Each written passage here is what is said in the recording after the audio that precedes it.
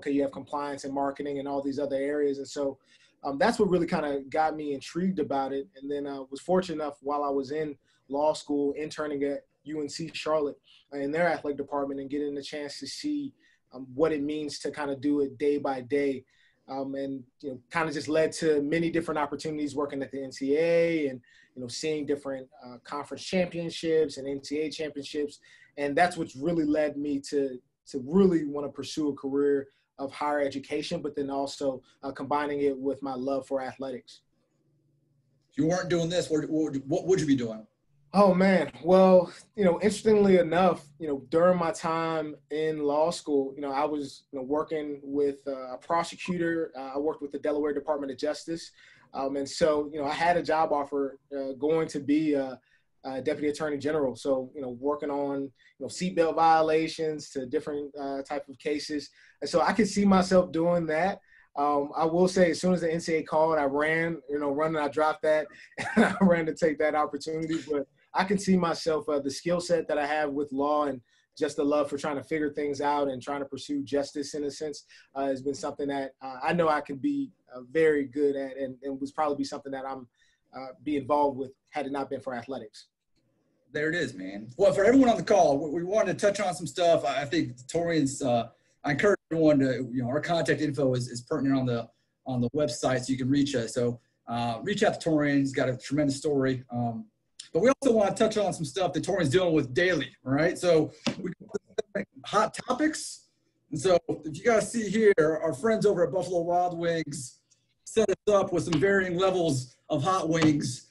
So if the content isn't already making you sweat, Taurian, do it, sir. So as we mentioned, Taurian, whereas the campus is shut down, the legislative issues around the NCAA have really picked up. And so Taurian's been the lead guy on that and excited for him to give us some viewpoints. So Taurian, we're going to kick off on the mild scale with this wing and on the question as well, my friend. So let's talk a little bit about return to campus. And while we do, I'm going to take the first bite here, sir. Okay.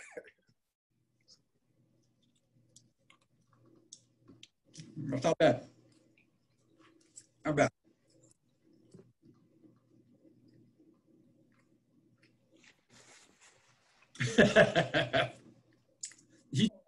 Yeah, I'll be honest, I almost forgot the question. The return to campus. Return to campus for Rice athletes. Yeah, no. So I think the biggest thing is, trying to take our decision making from the NCAA. We never want to kind of put the cart before the horse until we see from the national level what steps are being put into place. So recently, the NCAA communicated and decided that institutions would be able to allow voluntary workouts on their respective campus beginning June 1. However, they have to defer to either state or institutional policies. And so I think that's our biggest thing where, the NCAA said June 1 is kind of the target date, but then we're realizing, all right, currently Harris County here in Houston has a stay-at-home order until June 10th. And then obviously we want to make sure that we're not trying to rush to just get our student athletes here and then otherwise potentially jeopardize their health. So I think, currently right now, our deputy director of athletics, Rick Mello, along with our crisis management team here on our campus, they're currently discussing all those things, trying to see, all right, if we were to allow our student athletes to return to campus and be allowed to participate in these activities, how can we ensure their safety, which is, number one of importance, especially when we're being entrusted with these young men and women. In terms of, when we're going to be able to return for competition, that's going to, remain to be seen until we figure out, one, our facility is going to be able to operate in a function where we'll be able to implement social distancing measures. I think additionally, we're going to have to ensure that in terms of testing, there's adequate testing, not just for our student athletes, but for other institutions that we're competing against, because obviously everybody's going to have different policies in place, and we want to make sure that the policies that are being implemented at another institution don't counter or conflict with what we currently have in order to protect our student athletes. So, that's kind of a long-winded answer to say it's, we're in the process of it, but I think what we're doing now is we're seeing that, okay, there is some direction and there's steps being made towards an eventual return to play. And I think it's all going to be ensuring that we're accounting for every single possibility, good or bad. So those who are joining us too, encourage you to ask some questions as well. I think Taurian, having the insight he has on what's going on behind the scenes, I think for a lot of us, it's fluid, right, Chief? Like you don't have a crystal ball on this stuff. Day to day, taking emails and sending stuff out to the rest of our staff on what's going on around the NCAA and what's going on in the country. So good to have you on the pulse a little bit there. All right, that first one was weak. I'm gonna not as hot. This is a little hotter. So, that's a little better. So, everything right now is around COVID, and I think rightfully so. But I know the big issue that was on your plate pre-COVID and on the plate of everyone else, not compliance directors, but everyone kind of in college athletics administration, was name, image, and likeness. Name, image, and likeness, and the so if you can walk us through, for some of those folks who are not familiar with that term, what that means, and a little bit of what the landscape looks like during and post-COVID. Yeah, no, absolutely. So when we think about name, image, and likeness, we're thinking about things that are synonymous to you. So obviously your name, as it relates to your image and your likeness, we think about the Jordan brand, or we think potentially about, I'm thinking about another symbol, maybe Steph Curry, somebody's signature. So things that are synonymous with you, things that your inherent rights as a person. Well, as it relates to college athletics, what essentially the NCAA has in place is that they want to ensure amateurism is being taken into account so that we aren't finding ourselves competing against professionals and different things. So there are certain measures in place to keep the parameters and the pillars of higher education intact. And so we don't want it to be operating like it's a professional sports league. As it relates to the name, image, and likeness, we're starting to see, or we have seen, where student athletes are pushing back against that, where they have interests outside of athletics, which I think is absolutely amazing and something that we should encourage. But it's always the aspect of, all right, then how do we ensure that this is specifically related to an interest and it's not being seen as maybe a potential way to compensate them impermissibly for their work as an athlete on the field. And so I think those are the things that the NCAA has struggled with for several years. So over the last year, the NCAA working group has worked with federal legislators, has worked with college presidents to try to see whether or not the rules need to be updated and or lax in order to allow for students to have that ability to move forward in that realm. And so there's already been several steps that have been made over the last couple of years, where if a student athlete has an opportunity that they are interested in that isn't directly tied with their sport, they're able to promote it in a way that any other student would be able to operate in. So, taking, for example, at my previous institution at Colgate, there was an entrepreneurship hub on its campus. And many of the individuals who participated in the program were student athletes. So we found it where they were creating, food businesses, they were, publishing books, they were creating nonprofits, but because of the rules and the restrictions, they were unable to promote their ventures themselves. And so we had to work with the NCAA to understand that this is something that's not tied to their status as a student athlete. They're not using that platform as a student athlete to promote this other area. And so the NCAA was very reasonable in understanding that, yes, this is something that absent the athletic status, any student on campus would be able to partake in it. And so I think that's kind of the basis behind the NCAA decision that's going to come here really, really soon. Probably the next step that's going to happen is, how students are going to be compensated for their name, image, and likeness that is associated with their sport. So when we think about it, student athletes being able to run camps using their name, image, and likeness, student athletes being able to be paid for third-party endorsements, apparel companies, different things of the like, signatures, being compensated for this signature.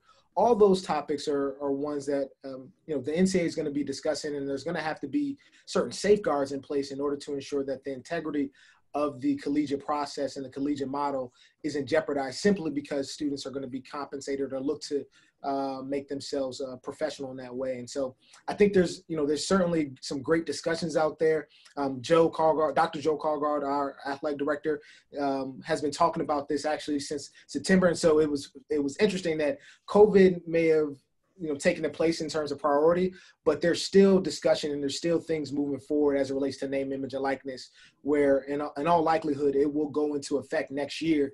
And so needing to be prepared for it this year to ensure that our coaches aren't caught off guard as it relates to recruiting and potential enrollment of these next generation student athletes. Tori, how do you think that affects the landscape of recruiting nationally, right? How does a school like Rice fit in as opposed to some of the state schools on this type of issue? Yeah, no, it's gonna it's gonna change the way coaches have to approach these student athletes. A lot of student athletes are coming in understanding that they themselves are brands. And when you think about to use an example, Zion Williamson. Zion Williamson was this top men's basketball prospect. He ended up going to Duke University. But when we realized that he was going to be Zion Williamson, no matter what institution he went to. And so in terms of recruitment, I can imagine that if these rules were in place, he may be looking at, all right, then which institution is going to allow me to leverage my brand as best as possible.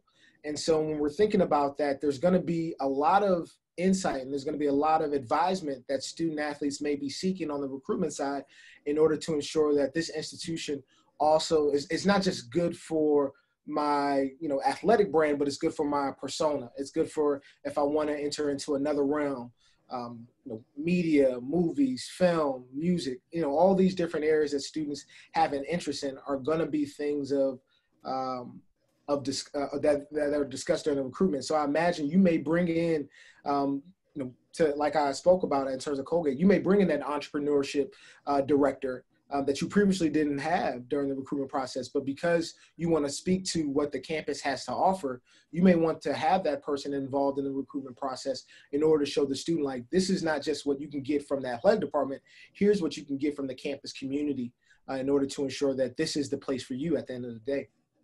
Yeah, I think that's the biggest question mark that people still can't discern is this isn't funds coming from the athletic department, right? These are opportunities for this individual to capitalize outside.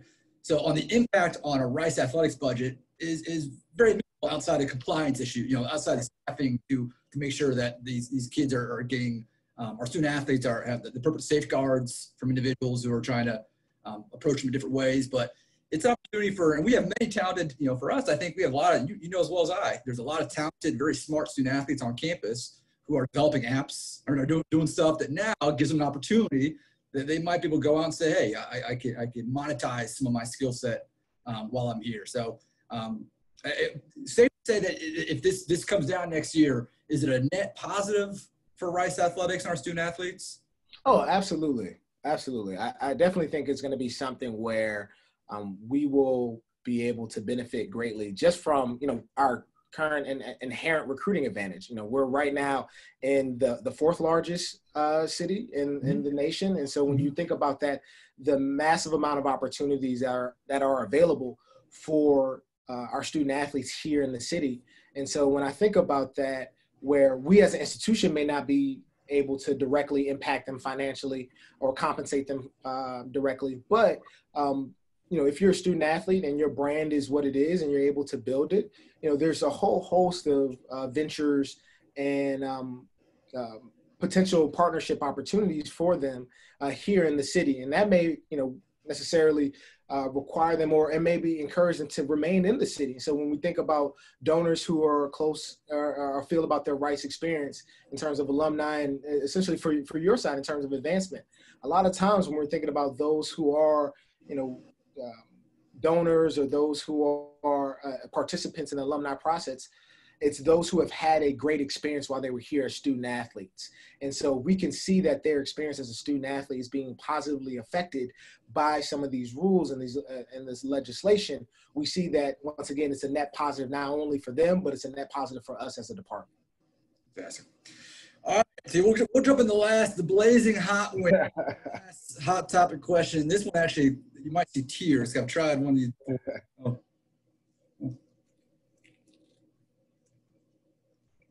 Thank you, Buffalo Wild Wings, for this. Wow. All right. Whew. The framework, right? That's hot. Yeah, I'm trying to spit it out. Let's touch on the framework for remote fall. Man. What does that look like come the fall if we have to go remote? Man, that's a scenario that nobody wants to talk about, but you have to think about it every single day. Just trying to make sure that you're ensuring that, all right, God forbid something happens, we are prepared to handle it. So I think what we're doing is taking a lot of our cues from the California state system, because they are actually going to be starting out for probably, I believe until October, they're going to be online. They're going to be remote. And I think the biggest thing we're going to try to figure out is, okay, how do competitions work? Because if we can't have our student athletes here on campus, how can we ensure that we're providing them adequate housing? How can we ensure that we are allowing them to be? Man, I'm thinking about the question, and it's hot. I think the same thing. I'm listening to you. That's a hot one. I was on a roll until. No, but I do think a remote process is one where it's going to take the entire campus community. We're going to need university support. We're going to need to understand that, all right, then, well, what provisions do we have in place to ensure that not only are we providing housing, how are we providing meals? If the campus is shut down and remote, how are we going to ensure that these young men and women can eat while they're here on campus? And so I think, one of the biggest things is it's just going to take a lot of cross collaboration.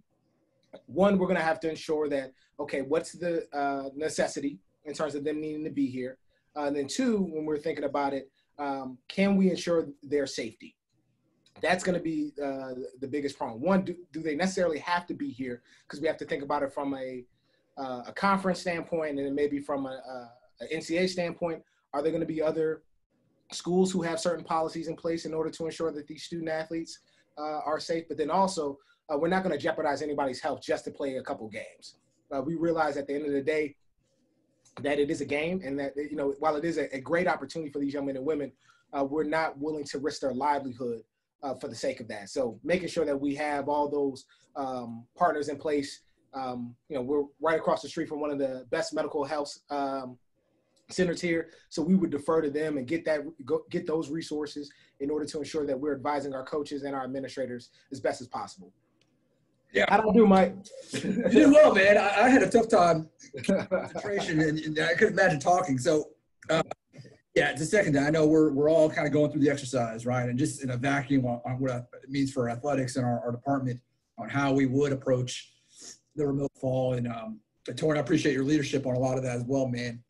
You guys, if we have a few minutes, I want to do some Q&A with you guys. There's some questions that came in I'll jump in with you, Taurian. You can touch on what is the strangest or funniest compliance violation that's come across your desk? Man, yeah.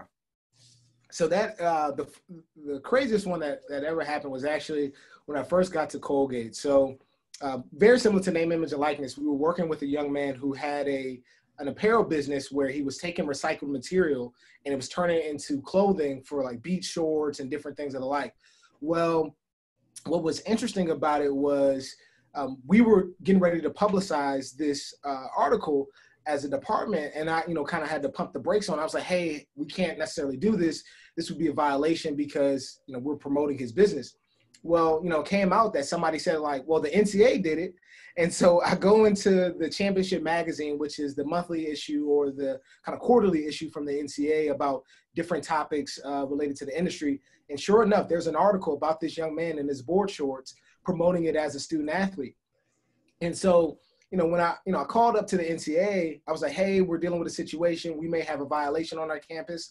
And that's the bad news for us. But the bad news for you is you potentially have a violation on your hands as well. And so you imagine kind of the NCAA getting that phone call, somebody telling them that they have a violation when normally they're the ones who are in charge of orchestrating and implementing that. Let's say there was some leniency provided and some flexibility, understanding that, hey, like you were in the wrong, but so were we. So we're not, let's let bygones be bygones and let's work to make sure that we're doing better. But that was kind of the weirdest and the strangest one where I had to call the NCAA to report them for having a violation. And the NCAA knows you well, right? They saw your number pop up. You spent time working in those offices. Yeah. So they do know me. I will say, hopefully nobody rolls their eyes anymore whenever I call because they're like, oh, here he goes. But as an intern, at the national office, you're an intern only in title. You're working with the membership. So I've had a chance to work on a concussion case with the Ivy League, which was how I was able to get to Dartmouth. Was involved in updating many legislative bylaws in the manual. And so what's great about that is, you have all those resources available to you as an intern where you can walk down the hall and you can talk to the person who helped draft the bylaw. So when you get to campus and coaches have questions, not only do you know what the rule says, but you kind of have insight on what the backstory is and the rationale behind its implementation. And so you're able to maybe speak to it a little bit differently whenever you're arguing or trying to articulate a point for a waiver or maybe for a particular violation to mitigate some of the aggravating factors. This question might be as hot as any, man. I put you on the spot a little bit. Who's a talented student athlete that's come across your desk? Man, okay. Oh, this might be published. Yeah, I see it's recorded now, so I got to be wise with my words. I say I love them all. I love them all. Oh, that's a cop out. That's a cop out. No, yeah, cop out. But if I'm thinking about it, I've had the pleasure of meeting some fantastic young men and women. But somebody who kind of stands out above them all is the queen of the court herself, Erica Gumake. When I think about Erica, like I said, the first time I met her, I saw her studying, I believe it was chemistry or something like, and I'm looking at this whiteboard and it's absolutely filled. And I'm sitting there kind of just amazed at this young woman, like locked in on all these different formulas. And then when you get a chance to meet Erica, anybody who's met her understands how phenomenal of a young woman she is, and such a great spirit. You see, she was drafted in the WNBA draft recently and has plans to go on to medical school. I think about her involvement here on campus, working with the president's office. And so when you see that, it's one of those things where, as an administrator, you're looking at her and you're like, that's the absolute amazing example of not just the student athlete experience, but the scholar athlete experience, and that you don't have to compromise one for the other, and that you can have the best of both worlds in terms of academics and athletics, and you can venture out and have so many other interests and still be able to be successful in them all. Yeah, I can't disagree with your answer. I think there's probably a big former offensive tackle who spent a lot of time in your office. Big Nick, you might be watching this.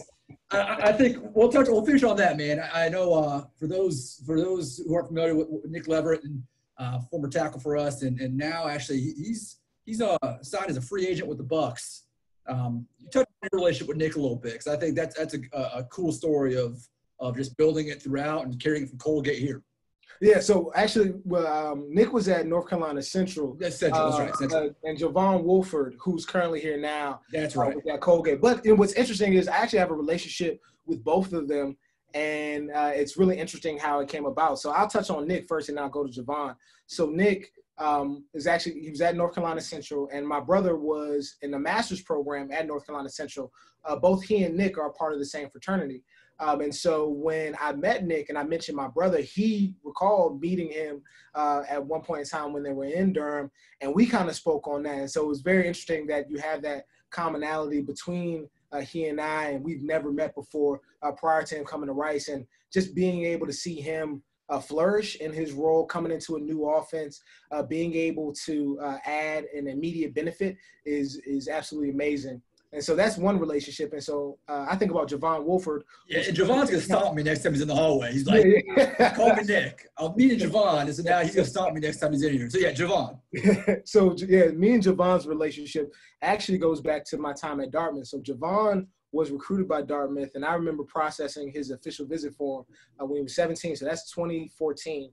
He didn't end up signing to Dartmouth, but then I get to Colgate the very next year, and I run into him, and I remember his name, and I remember the relationship that he had with another student athlete at Dartmouth, and he and I kind of formed this bond where I've seen him kind of grow into himself.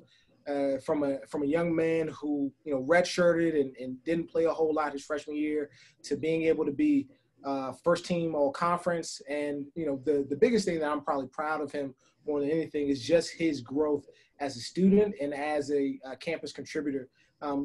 Ends up going on being on the dean's list and the president's list during his time at Colgate, and then additionally ends up supporting their admissions office to the point where the dean of admissions supports his application and writes a letter of recommendation when he comes here to Rice. And so when you're thinking about that, where your relationships matter, and that's something that I've been it's been ingrained in me from a young age, where, creating healthy relationships with people, not for the sake that you're going to get anything out of it, but for the sake that you can offer something to somebody, is such a gratifying experience. And so when I'm able to see this young man grow from a 17, 18-year-old individual who just, needed direction and had the ability to be successful to where he is now, that's all about just somebody was there for me, passing that knowledge along. And so I want to be able to do the same for somebody else. Got a question here from Andrew for you. This is a great one. And timely for our supporters here on here.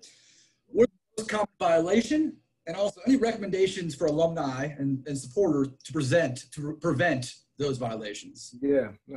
So I would say probably the most common violation probably revolves around recruiting. So it's impermissible contact. And so the basis behind that is before a certain date, recruits and coaches are not allowed to have face-to-face contact on or off campus. And that's a big thing that the NCAA wants to ensure that they are protecting. But we often realize that, accidents happen and things occur kind of, innocently.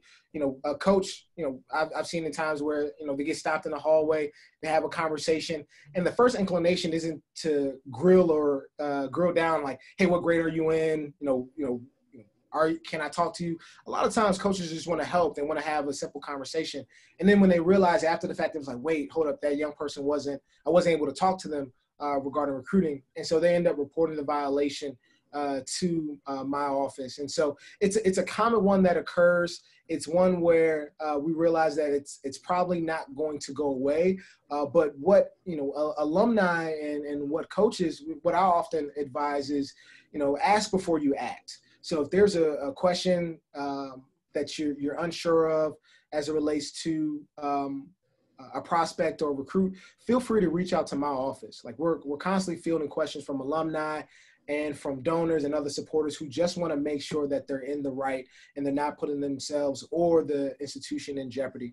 A perfect example of that is, you may have a recruit who's a freshman or a sophomore who's unable to be contacted by the coaches at this given time, but you want to ensure that they have it on the coach's radar. You can pass that along to myself. You can pass that information along to the coach and just explain that, hey, there's this young person that's in this area, would really be interested to see, us recruit them.